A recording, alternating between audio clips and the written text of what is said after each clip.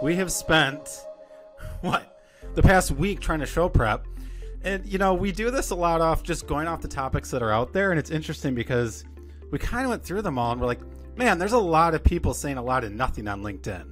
And I just find it interesting right now. And I kind of, we're going to pull out this first topic, you know, I think it kind of sums up like that feeling, right? And you see it all over LinkedIn right now, which is split the funnel. You look at your leads separately, and then you put your fit/intent leads in another bucket. And then obviously you're going to come to the realization that, well, shit, I just need more demos because I'm closing those at 30% compared to all this lead bullshit. And I think it just misses the point, and it just kind of sums up everything on LinkedIn, which is there's all this advice out there, but it's not super practical. It doesn't really get to the root of what's going on, right? Of course, we all know that you're going to close demos more than you're going to close stupid leads. Like, we all know that. But what a lot of people don't realize, and how I look at when I talk about splitting the funnels, I'd actually rather have 1,000 right fit leads that don't declare intent than 50 demos a month. Because if you're getting right fit leads, and I'm not talking syndication bullshit or any of that, right? But like true, they're coming to the website, they're downloading an ebook, and you have good content, and it's right job title, right company, and things like that, right? If they're not converting to revenue eventually, it's not because you're not focused on demo. It's because you have friction in your brand. And that's like what a lot of marketers don't realize. It's not, oh, well, I'm going to turn off my lead base and go flip the switch to demos. It's, why aren't those leads eventually declaring intent?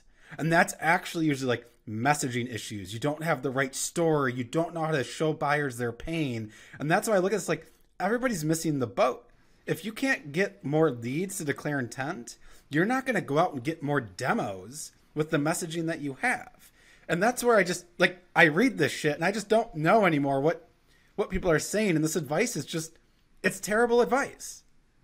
Yeah, and I know we're referring directly to a post from I think it's Anna Maria Ruffley. I'm sorry if I butchered your name. And I've lived it, right? Like when I first came into my most recent role, they were counting anybody that had a heartbeat as a lead, right? So I came in and I said, no, not everybody wants to hear from sales, especially us. We serve a very technical market of application development. They don't want to hear from you. So we will only contact bottom funnel leads. Right. And so we changed the quality. And after the quality, we saw meetings increase. We saw SQLs increase. We saw SEOs and pipeline increase. But now the question is, how do you go about from there? How do you actually increase people with intent or people who have demand for your product? Like, how do you increase buyers? And I think it's so easy. Like, it's just like common sense that yes, you have a 1,000 content syndication leads, people who downloaded a BS asset on some media platform, and then you have, 100 high intent leads. Like, of course they're going to convert better. Like, there's literally a duh statement there. It's not revolutionary. It's not innovative. Like, it's just common sense. And it seems like everybody wants to make that statement and feel like they're revolutionary. Like, you're not. The question is really, how do you increase the demand and sell your product before your people even convert?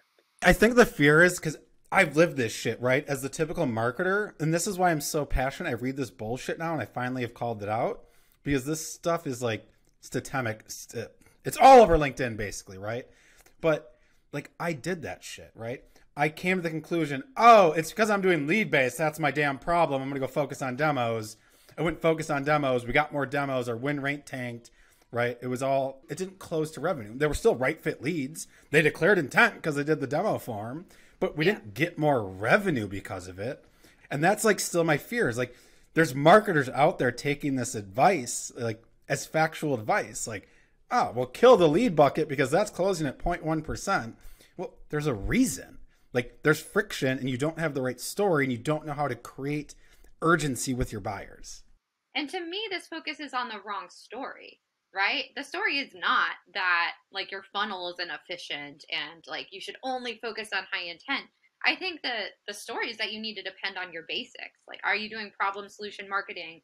Do you have your messaging right for your target audience? There's, how are you differentiating from your competitors? It ignores all of those, that might be the reason why your leads aren't converting, and assumes that you're making kind of BS tactical mistakes, which honestly most marketers these days don't do. Man, I want to just cut some shit up with my son's little Lego sword that I just realized was on my desk. Hey, look, what frustrates me about this is that folks are pretending like this is a demand gen conversation, that this is a growth conversation, that there is some sort of like hacky approach that you can take to like, just like, yeah, just because it's all about high intent, declared intent, let's get more of those. Like, no, no, no. If you're actually talking about getting more of that, that's a bigger marketing conversation around, is your strategic narrative resonating? Are you producing the kind of content you should? Like, this is a marketing strategy conversation, right? Now, if you're just saying like, oh, well, you should focus more on, as in spend more time nurturing and more emphasis as you hand over to sales, like, yeah, that's, come on, man. Like, anybody can make a decision on that. But this thing about getting more high intent demand is not something you turn on or hack your way to. This is the actual work of marketing. This is why it's hard. Yeah. So please stop calling out that I should do more to get more of that without having a conversation about what that is. Yeah, and I think Jorgen, you and Jay, I mean, for me, I'm definitely very like numbers driven marketer. Jorgen, I think, and Jay, you guys really focus on that narrative. I know I've run into the problem. We know your numbers driven from last week, Liz. Well, I think that's part of the story, right? Like, it's not, you can never be like a full numbers, and I've run into that here too, right? Like, now we want to increase from 50 to 100 million. Okay, well, how do you actually increase that bottom funnel? How do we close better? Right? Like, how do you actually drive growth, and how do you actually drive revenue is not always as simple as a numbers game. Like, Jorgen and Jay, what would be your first steps when you see somebody that's struggling with say close or revenue, and they're making these leads smaller and they're converting but they're not closing? Like, what would you guys recommend, if it is like a narrative problem? I mean, that's I wasn't ready for that. Shit. Come on, y'all are the experts. I can tell you guys how to change the numbers all day. Putting us on the spot, huh, Jay? No, the only thing that we do right is we believe in running growth experiments more than anything else with different messaging combinations, right? And that's the big miss, I think, when you think about what most marketing teams, what they're not good at. They're not good at packaging up their learnings and figuring out what actually is working and then making adjustments, right? I remember all the time where I worked in marketing a shit ton, and I would be like, cool. And they're like, cool, we want to learn from this. But then 6 months later, like, that shit was gone, right? Nobody was even talking about that anymore. Marketing does a really bad job of figuring out what their buyers want, actually packaging up what they're learning, and then something that's effective beyond cost per click and click-through rate, and then using those learnings to actually adjust and run more experiments to find out what their message market fit is. Yeah. Or their narrative. How many times I've been there too. Like, hey, increase paid search. Well, if we haven't done enough experimentation to figure out what resonates, literally you're just going to waste money. And I don't particularly enjoy to do that. So I think taking like that scientific approach is so important. Sorry, Jorgen. So slightly different way of answering that question, Liz, about, so if you're having that kind of a problem where shit's not closing, etc., where do you start?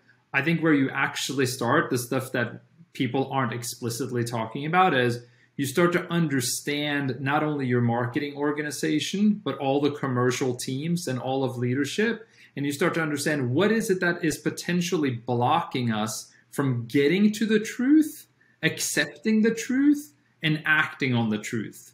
Because more likely than not, there is something at that level that is preventing the marketing team from going out and executing on some sort of other expert advice out there on LinkedIn.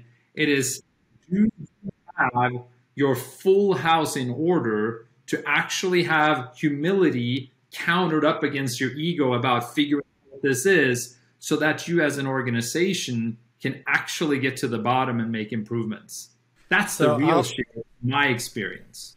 I think, Jorgen, you said one thing, and then I kind of want to transition to, which you made me realize as you made your first point, which is most marketing is actually inflated in the audits I've done. And what I mean is they're getting more demos and leads than they should that are not right fit, right? So one thing to actually figure out how to grow marketing is actually to establish realistic baselines.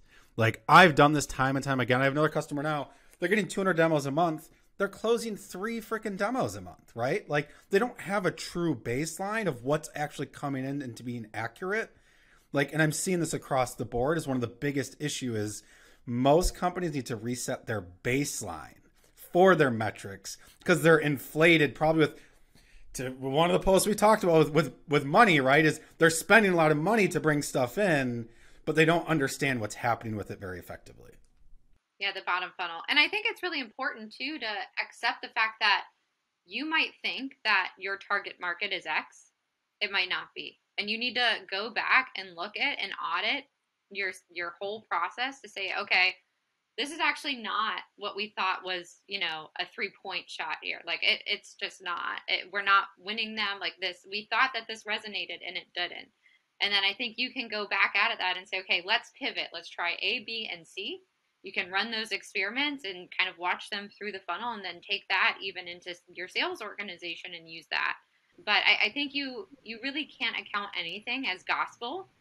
I think you have to kind of treat it like you're a scientist trying to cure something. You know, okay, this is my hypothesis. I don't think that this persona we actually understand, even though we think we do. That's exactly right. As human beings, we all have a certain level of pride associated with our beliefs and our opinions, right? And it is harder for some of us than others to come down from that. And that's really what I'm talking about. The open mind, right? That's what's missing in those situations. You're not willing to actually take the learnings, right? Yeah. Well, you know, I think we went really in depth on that topic, so I think that's just a great place to stop. I mean, we're kind of calling out some of the bullshit, and I think this split the funnel thing is like it's really a big deal right now, and everybody's talking about it. So let's just kind of let this episode simmer in people's minds, and hopefully they got a little extra from it.